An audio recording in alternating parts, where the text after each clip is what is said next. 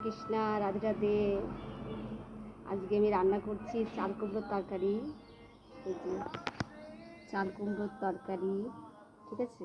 আর এটা হচ্ছে আলু, কাঁচকলা ভাজা, আর এটা পনির। এই যে পনির, ঠিক আছে। চলো আমি খাই আর তোরা দেখো, ঠিক আছে। কমেন্ট করো, ঠিক আছে। যে যে খাওয়া সে কমেন্ট করো, বুঝলে।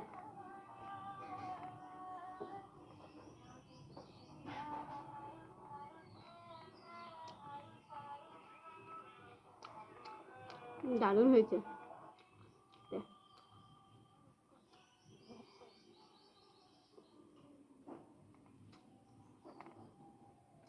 রান্নাটা দারুণ হয়েছে।